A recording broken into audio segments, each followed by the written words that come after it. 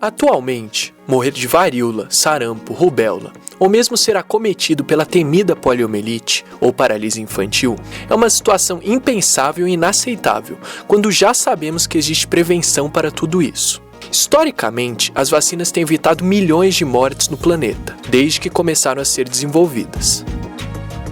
Essa história começou em 1749 na Inglaterra. Foi quando o naturalista e médico franco-inglês Edward Jenner utilizou a vacina para prevenir a contaminação por varíola. Essa é uma história muito interessante e vale a pena você dar uma gulgada a respeito, mas não é sobre isso que vamos falar hoje.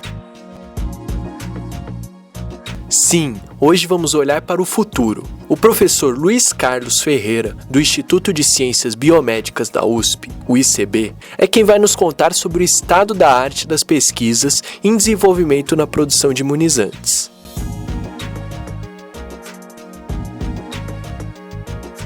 Mas será que as vacinas que temos hoje possuem tecnologias muito diferentes das que teremos amanhã? E como é que isso funciona? Quais são as bases tecnológicas que permitiram o desenvolvimento e a produção das vacinas que conhecemos? E será que os imunizantes do futuro serão ainda melhores?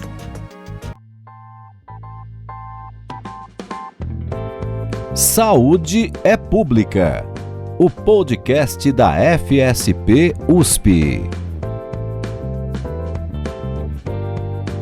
Um número expressivo de doenças infecciosas hoje pode ser e é controlado por meio de vacinas. Isso tudo foi possível por meio de desenvolvimento de tecnologias que levam à produção das vacinas que hoje nós utilizamos. E essas tecnologias, em geral, elas são divididas em gerações, em processos de evolução, e que são, de uma maneira prática, denominados de gerações tecnológicas. Na primeira geração de vacinas, e aí se destacam as primeiras vacinas descobertas há mais de 200 anos atrás, por pesquisadores e médicos como Louis Pasteur e Edward Jenner, que descobriram as vacinas que permitiram a prevenção da varíola e raiva, entre outros. Elas usam a tecnologia chamada de primeira geração, no qual você identifica o agente infeccioso, causador da doença, você ou de alguma forma atenua ou trabalha de uma maneira que ele não seja mais capaz de causar a doença, mas gerar proteção imunológica, ou você inativa. Edward Jenner foi responsável por usar um princípio de encontrar um patógeno muito, muito semelhante ao agente causador da varíola e usá-lo como um antígeno vacinal, um imunomodulador, no caso um antígeno que é o componente do patógeno, e com isso desencadear uma resposta imunológica que protege contra a doença. Essa primeira geração de vacinas, no qual você utiliza o agente causador da doença ou um agente muito semelhante, ela vem sendo utilizada até hoje, com modificações tecnológicas, né? Por exemplo, na pandemia da Covid, um exemplo de vacina de primeira geração foi a Coronavac, usada aqui muito no Brasil e em vários outros países no mundo, desenvolvida na China, mas produzida em maior escala aqui no Butantan, que recebe o produto ativo, né, o IFA, e teve muito sucesso, sobretudo no começo da pandemia. O que é a Coronavac? É o vírus, o SARS-CoV-2, o agente causador da Covid, inativado e colocado na presença de alguns reagentes que ajudam a ativar o sistema imunológico. Então você tem aí um exemplo de uma vacina de primeira geração. Tá? Ela evoluiu em relação a 200 anos atrás e muito, mas o princípio é o mesmo. É o agente infeccioso inativado ou atenuado. Né? Você tem aí alguns exemplos de vacina como sarampo, em que o vírus está atenuado, então é uma vacina de primeira geração, e que vem sendo utilizado com sucesso até hoje, no Brasil e no mundo inteiro. Uma segunda geração tecnológica extremamente importante foi quando se percebeu que você não precisaria utilizar o organismo causador da doença inteiro, né? Porque você tem agentes complexos, né? uma bactéria ou mesmo um parasito com centenas, milhares de proteínas, que você injetava isso de uma forma inteira, isso podendo dar reações alérgicas e causando inflamações locais. Então, a perspectiva de trabalhar com frações desse patógeno representou o que nós chamamos de segunda geração tecnológica para a produção de vacinas. Quais são os exemplos? E nós temos vários que são usados até hoje.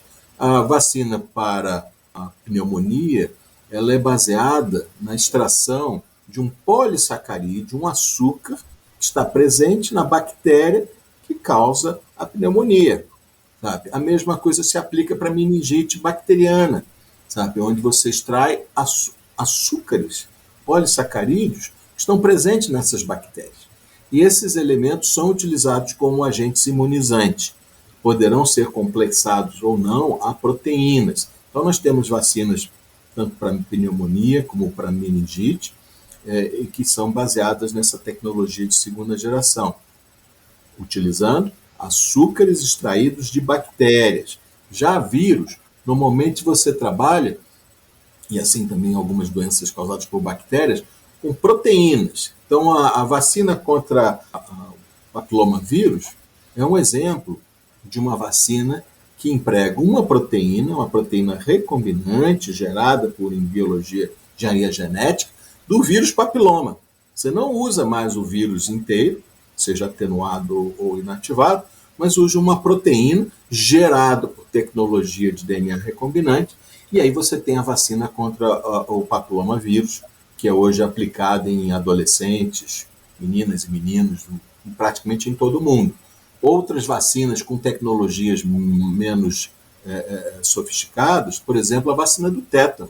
A vacina do tétano nada mais é do que um fragmento da toxina que causa o tétano, que ele é extraído, detoxificado, e é utilizado como vacina, e até hoje, nas vacinas que são usadas para a prevenção do tétano, usam esse princípio. Então, esse é uma segunda geração tecnológica de vacinas. Professor, lá da primeira geração, o senhor teria como citar mais alguns exemplos que ainda estão sendo utilizados? Sim, por exemplo, a BCG, que é uma vacina que é aplicada em praticamente todas as crianças recém-nascidas, é uma vacina de primeira geração em que utiliza uma bactéria semelhante à bactéria que causa a tuberculose e que permite às crianças terem proteção contra a forma mais perigosa da tuberculose, que é a tuberculose miliar, é a tuberculose aguda, que era responsável pelo número considerável de mortes e que foi praticamente eliminada. Infelizmente, a BCG não confere uma proteção ideal para a tuberculose pulmonar em adultos, e há uma demanda ainda muito grande por novas vacinas que façam essa prevenção mais adequada. Mas a tuberculose registrada em recém-nascidos, que era um problema muito grande no passado, essa foi controlada muito bem pela BCG. Então, esse é um exemplo de vacina de primeira geração que é ainda usada. Então, nós temos vacina contra a rubéola, é uma outra vacina voltada para uma infecção viral, em que você tem um vírus atenuado. São alguns exemplos de vacinas que baseiam no princípio de primeira geração, onde você tem o agente infeccioso inativado ou atenuado e que é administrado quando você recebe a vacina no braço. Lá você está recebendo formas inativadas ou atenuadas do vírus. E essas tecnologias continuam a se desenvolver. O professor cita que uma das vacinas é produzida com um vírus atenuado e utiliza-se de novas tecnologias. É justamente a vacina da dengue que acaba de ser aprovada. Sobre esse tema falaremos em nosso próximo episódio. Agora, assim, do calendário vacinal brasileiro, então a grande maioria de primeira e segunda geração, correto? Sim, sim. Um outro exemplo, vacinas contra hepatite, você tem aí hepatite B, você tem segunda geração, onde você tem uma proteína recombinante. Hepatite A, você já tem vírus inativados. Então, a grande maioria das vacinas hoje disponíveis no calendário vacinal se baseiam nesse princípio de primeira e segunda geração. Professor, agora sobre as novas tecnologias utilizadas aí pela primeira vez na epidemia da Covid-19, o que o senhor pode falar especificamente dessas novas tecnologias para essas vacinas desse vírus, no caso, né? Sim. Como é que elas funcionam e se essas novas tecnologias servem ou servirão para doenças infecciosas outras? O que o senhor poderia dizer? Olha, a Covid foi um desastre em saúde pública para a humanidade, como não se tem registro, pelo menos nos últimos 100 anos, né? Mas ela propiciou um desenvolvimento acelerado de novas tecnologias. E eu chamaria a atenção para duas principais, que foram usadas pela primeira vez em seres humanos. Uma seriam as vacinas de vetorização viral. Você trabalha com adenovírus, né, e eles foram modificados para transportar genes do Covid. Então você recebe um vírus que não é o agente causador da doença, mas ele traz uma informação genética do agente causador da Covid. E dentro desse princípio, o outro advento, que foi revolucionário, foram as vacinas de RNA mensageiro, que tanto se falam hoje.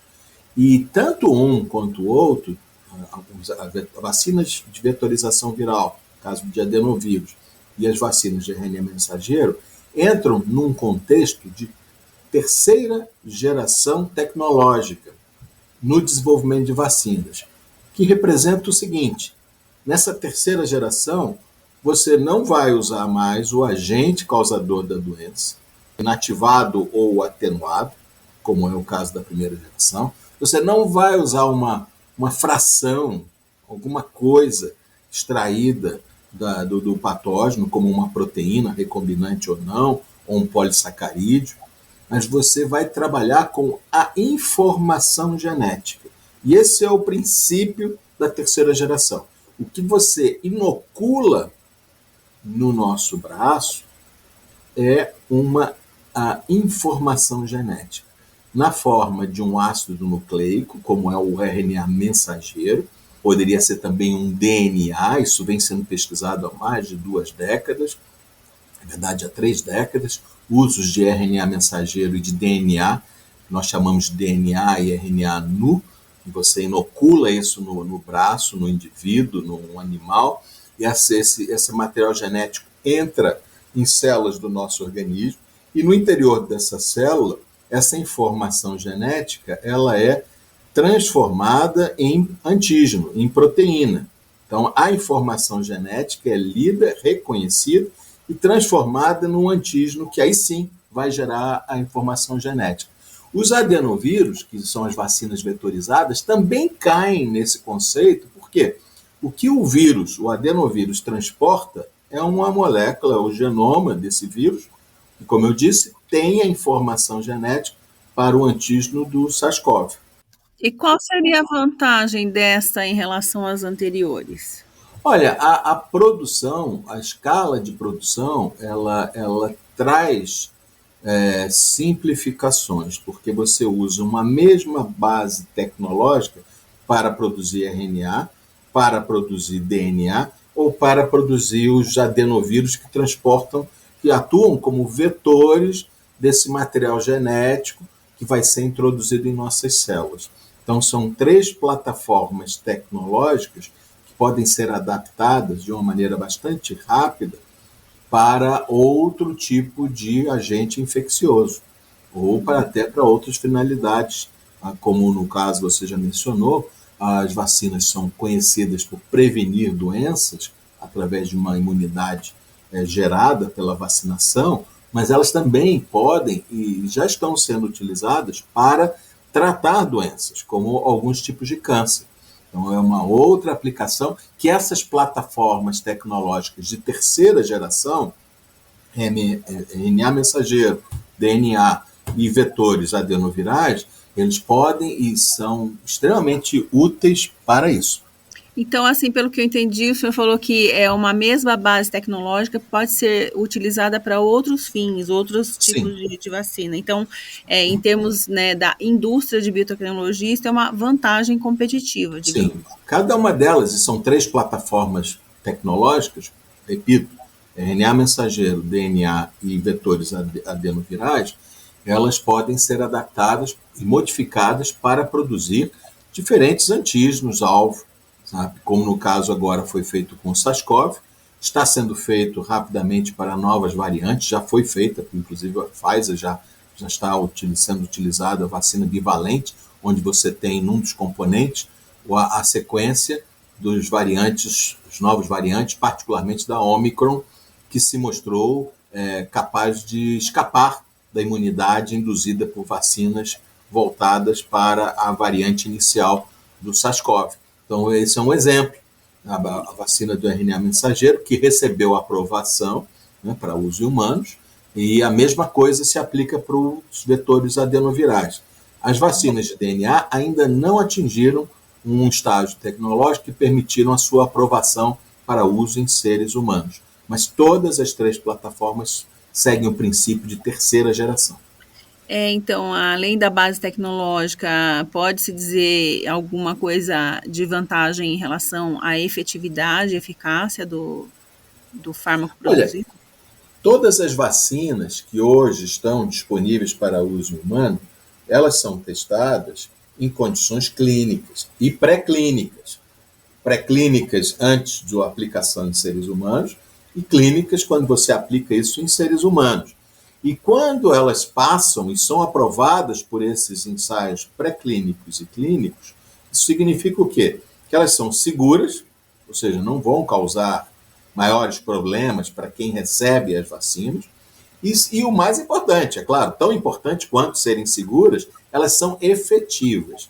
Então, uma vacina que está disponível hoje no mercado para ser utilizada em seres humanos, sejam eles crianças, adultos, idosos, elas trazem em si essa aprovação de que elas são seguras e eficazes.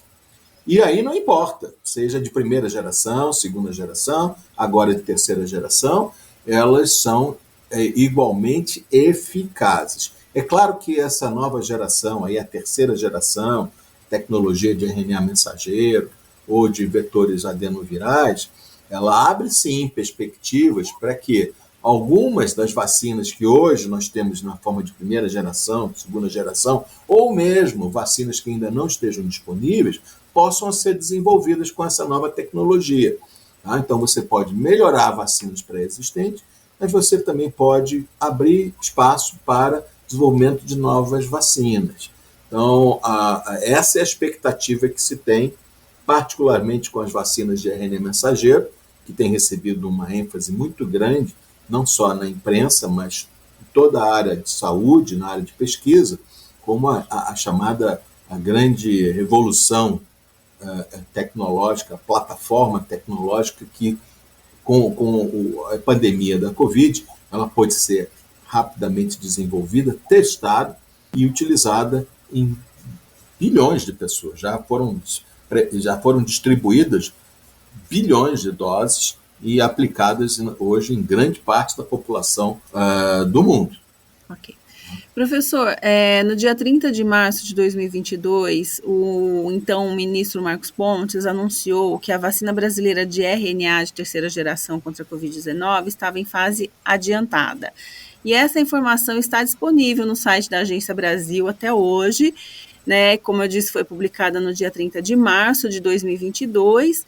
E eu queria saber qual é o momento da produção desta vacina e de outras de RNA no Brasil? E qual que é o papel desse Centro Nacional de Tecnologia de Vacinas que foi criado, então, e neste cenário, eu queria que o senhor comentasse um pouco sobre o atual momento dessas vacinas no Brasil. Isso corresponde? Isso está correta, essa informação? Bom, algo que precisa ser esclarecido para todos é que existe uma diferença entre o desenvolvimento de uma vacina em laboratórios de pesquisa, onde você avalia tanto a eficácia e até a segurança, né? Mas em condições de laboratório, e você ter a vacina produzida em escala industrial e passível de ser utilizada em seres humanos. E essa distância não é pequena, embora a tecnologia seja a mesma do começo, seja na pesquisa básica, seja na produção. E, de fato, atualmente, há alguns grupos no Brasil, e nós nos enquadramos entre eles, que pesquisam já há algum tempo o uso de vacinas de RNA mensageiro. Há também grupos em Belo Horizonte, no Centro Nacional de Vacinas, liderado pelo professor Ricardo Gazinelli, que também usam essa tecnologia, e outros grupos no país que também iniciaram recentemente pesquisas relacionadas ao uso e ao desenvolvimento de vacinas de RNA mensageiro. No entanto, entre transformar essas pesquisas básicas ainda em laboratório à produção, como eu comentei, existe uma distância muito grande. E um dos grandes desafios tecnológicos, sobretudo para se colocar numa escala industrial, é você não apenas gerar essas moléculas de RNA mensageiro, mas incorporar essas moléculas dentro de uma capa lipídica. As vacinas de RNA mensageiro que hoje estão sendo aplicadas nas pessoas, ela tem basicamente dois componentes. Uma é a molécula de RNA mensageiro, que tem a informação genética que vai codificar o antígeno-alvo, seja lá do SARS-CoV ou eventualmente no futuro de outros patógenos. E o outro componente é essa estrutura lipídica. E a capacidade de produção dessa estrutura lipídica e, sobretudo, o escalonamento, ou seja, a produção em grande quantidade, ainda não é de domínio de instituições de produção de vacinas aqui no Brasil.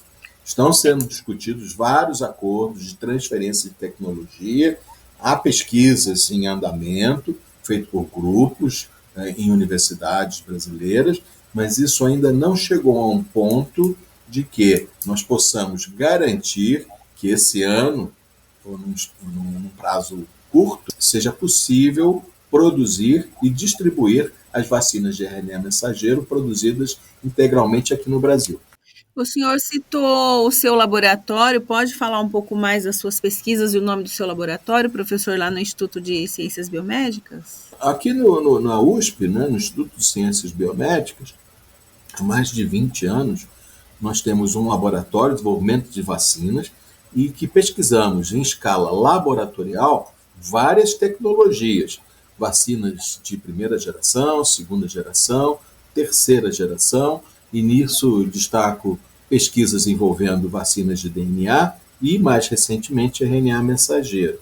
Além de pesquisas relacionadas a desenvolvimento de vacinas contra a Covid, que é uma coisa que o mundo inteiro se dedicou nos últimos 2, 3 anos, nós temos vários outros modelos e que nós desenvolvemos estratégias vacinais. Um que eu chamo a atenção, e aí traz aí um conceito de aplicação de vacina num contexto terapêutico, são vacinas voltadas para o controle de câncer. E usamos como modelo o câncer causado por HPV. E aí nós temos, sim, várias formulações vacinais, entre elas vacinas de RNA mensageiro, que, quando em escala laboratorial, são administradas em animais, eles levam à indução de respostas imunológicas que eliminam tumores causados pelo HPV. É diferente das vacinas que hoje são aplicadas em adolescentes, que elas previnem a infecção pelo vírus, consequentemente, o desenvolvimento de tumores depois de 20 anos. Essa que nós desenvolvemos, ela é utilizada naquele indivíduo que já foi infectado, que já está com uma lesão celular e que eventualmente já tem um câncer.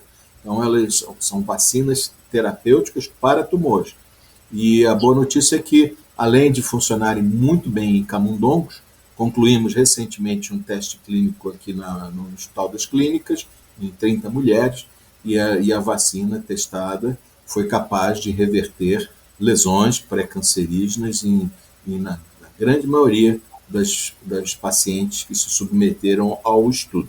Que excelente, que maravilha. Mas então, o que seria as vacinas de quarta geração? É isso que o senhor está falando, de tratamentos ou não? Olha, claro, hoje nós estamos muito entretidos, sem dúvida alguma, e é o grande desafio de utilizar essa nova plataforma tecnológica, as vacinas de terceira geração, baseadas particularmente no RNA mensageiro, mas também em vetores adenovirais. Mas eu antevejo que, olhando para um futuro mais longínquo, e aí eu falo de mais de uma década, 2 décadas ou até mais, qual será o futuro das vacinas em termos de desenvolvimento de novas tecnologias? E aí eu faço essa previsão de vacinas de quarta geração, que é algo que nós estamos explorando aqui também, e já temos até alguns indícios, né, junto com outros grupos no mundo, que serão as vacinas que não mais vão empregar antígenos. São esses elementos que são originários do agente patogênico e que, seja na vacina de primeira geração, de segunda geração, onde você tem um elemento purificado, ou na de terceira geração, onde você traz a informação genética e codifica o antígeno, essas vacinas de quarta geração não vão mais utilizar esses elementos, esses antígenos, consequentemente elas não serão mais específicas, mas serão vacinas com capacidade de conferir proteção não a um patógeno específico, como as vacinas de hoje, onde nós temos mais de 60 vacinas, cada uma delas com uma especificidade para um determinado tipo de doença, em que o indivíduo precisa tomar pelo menos uma injeção, muitas vezes são mais de uma, né? 2 ou 3 doses, para um determinado tipo de vacina, mas seria uma vacina chamada universal. Ela é um princípio que ainda está sendo pesquisado, de que o nosso sistema imunológico, melhor conhecido, ele pode ser manuseado, manipulado de tal maneira que nós possamos gerar proteção e imunidade não contra uma ou 2 doenças infecciosas, mas diversas doenças infecciosas.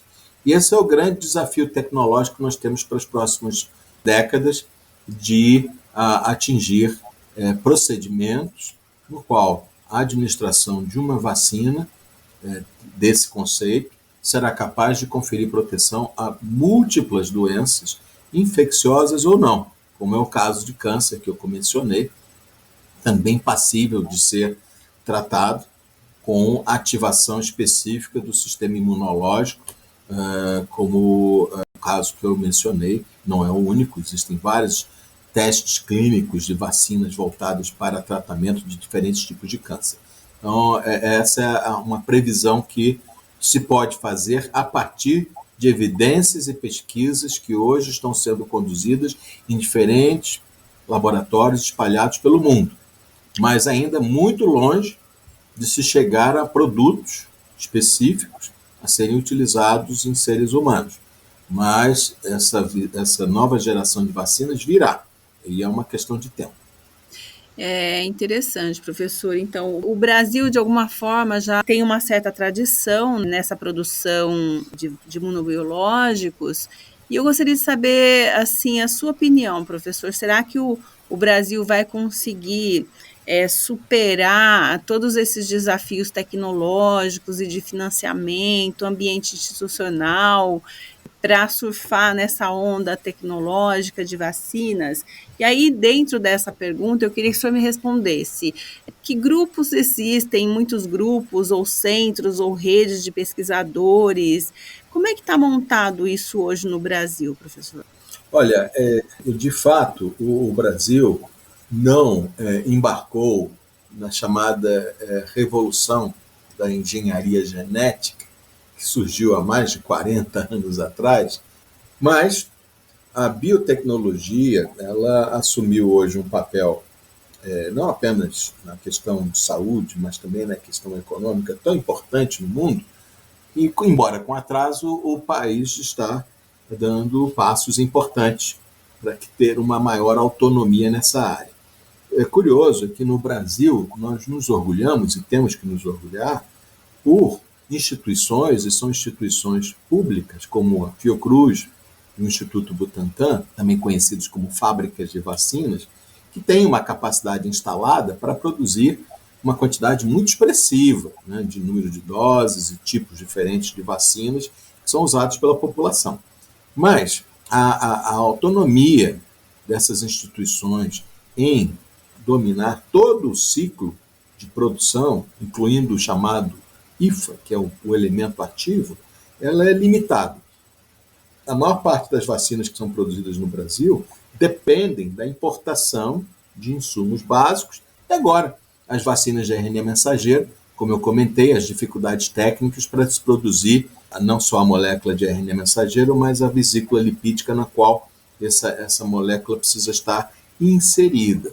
Então, o domínio dessas tecnologias, ela exige que você tenha uma cadeia tecnológica e científica trabalhando em concerto. Esse conjunto de atores, pesquisa básica, pesquisa aplicada, produção industrial e essas pesquisas de clínica e pré-clínica, elas precisam estar muito alinhadas. E essa conscientização ficou muito evidente durante a pandemia. E uma das ações, você mencionou, o Ministério da Ciência e Tecnologia do governo passado tomou a iniciativa de gerar recursos para a criação do Centro Nacional de Vacinas, em Belo Horizonte, como eu já mencionei, liderado pelo professor Ricardo Gazinelli, que tem como proposta gerar essa autonomia maior, trazendo no mesmo espaço físico e mantendo essa conexão essencial entre grupos de pesquisa básica, grupos com competência para a produção da vacina em si e grupos envolvidos nos testes clínicos e pré-clínicos, de tal maneira que o Brasil possa, num espaço de tempo relativamente curto, dominar a escala completa de produção de vacinas, como vacina para Covid, de tal maneira que, além de produzir as vacinas, colocando nos vials, avaliando a qualidade desse material, eles tenham, sim, condições de dominar o ciclo completo e desenvolver não apenas os produtos finais, as vacinas, os vials que nós recebemos, mas também gerar os IFAs necessários para que essas vacinas sejam produzidas, envasadas e distribuídas a todos nós. Professor, então, eu queria retomar a questão das vacinas terapêuticas. Algumas já existem e para quais doenças? Ou onde estamos nesse momento em relação a essas vacinas? Olha, a busca maior e aplicação das vacinas terapêuticas está voltada para tratamento de diferentes tipos de câncer.